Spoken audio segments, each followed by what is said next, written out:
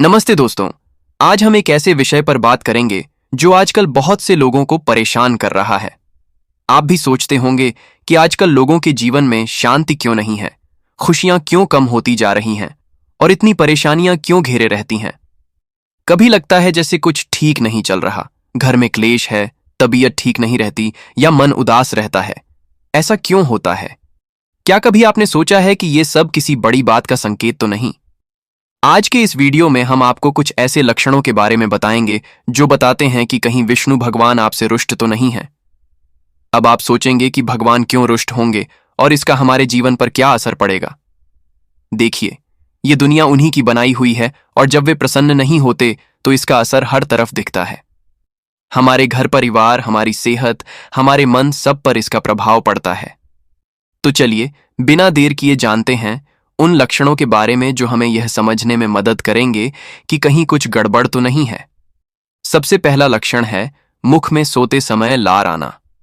अगर आप सोते समय अपने तकिए पर लार देखते हैं तो यह एक अच्छा संकेत नहीं माना जाता। हमारे बड़े बूढ़े कहते थे कि यह विष्णु भगवान की नाराजगी का एक लक्षण हो सकता है। इसे मामूली बात समझकर अनदेखा न करें, थोड़ा ध्यान देने की जरूरत है। दूसरा लक्षण है शरीर में टूटन, अकड़न और आलस्य।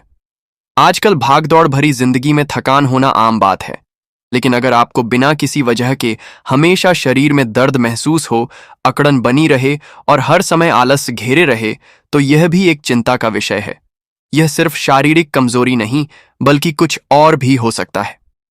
तीसरा लक्षण है तुलसी का सूख जाना। तुलसी का पौधा हमारे घरों में बहुत पवित्र माना जाता है और यह विष्णु भगवान को प्रिय है। अगर आपके घर में लगा हुआ तुलसी का पौधा अचानक सूख जाए तो यह एक अशुभ संकेत हो सकता है। तुलसी का मुरझाना या सूखना दर्शाता है कि घर में नकारात्मक ऊर्जा बढ़ रही है। चौथा लक्षण है घर के पालतू पशुओं में किसी लाल रंग के या भूरे रंग के पशु का मरना। अगर आपके घर में कोई पालतू जानवर है, खासकर अगर वह लाल या भूरे रंग का है और उसकी अचानक मृत्यु हो जाती है, तो यह भी विष्णु भगवान की नाराजगी का संकेत माना जाता है। पशु हमारे घर की नकारात्मक ऊर्जा को हर लेते हैं और उनकी मृत्यु किसी आने वाली परेशानी की सूचना हो सकती है। पांचवा लक्षण है उल्लास की कमी, दिल का डूबना, निराशा। जीवन में सुख दुख तो आते जाते रहते हैं, लेकिन अगर आपको हमेशा उदासी घेरे रहे, किसी भी काम में मन न लगे और हमेशा निराशा महसूस हो, तो यह एक गंभीर लक्षण है।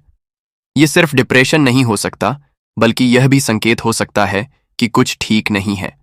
छठा लक्षण है भोग में अरुचि, सुंदर स्त्री प्राप्त होने पर भी भोग इच्छा का अभाव। यह थोड़ा निजी मामला है, लेकिन हमारे शास्त्रों में इसे भी एक महत्वपूर्ण लक्षण माना गया है। यदि किसी पुरुष को भोग विलास में रुचि न रहे, खासकर जब उसके पास सब कुछ मौजूद हो, तो यह भी विष्णु भगवान की नाराजगी का संकेत हो सकता है। यह शारीरिक या मानसिक कमजोरी के अलावा कुछ और भी हो सकता है। सातवां लक्षण है हृदय रोग, धड़कन का मंद होना, नब्ज धीमा होना, निम्न रक्तचाप। सेहत सबसे बड़ी दौलत है। अगर आपको अचानक हृदय संबंधी परेशानियां होने लगें, जैसे धड़कन का धीमा होना या निम्न रक्तचाप की समस्या हो, तो इसे हल्के में न लें। यह सिर्फ शारीरिक समस्या नहीं बल्कि आध्यात्मिक कारण भी हो सकते हैं। दोस्तों, ये कुछ ऐसे लक्षण हैं जिन पर हमें ध्यान देना चाहिए। यह जरूरी नहीं कि ये सभी लक्षण दिखने पर विष्णु भगवान रुष्ट ही हों, लेकिन हमें सतर्क रहना चाहिए और इन संकेतों को अनदेखा नहीं करना चाहिए। अपने घर और अपने आसपास की चीजों पर ध्यान दें।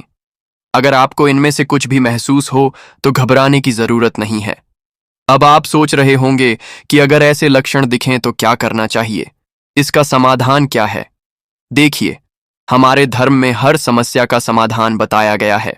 सबसे पहले तो अपने कर्मों को शुद्ध करें, किसी का बुरा न करें, हमेशा सच बोलें और दूसरों की मदद करें। नियमित रूप से विष्णु भगवान की पूजा करें, उन्हें तुलसी दल अर्पित करें और उनके मंत्रों का जाप करें।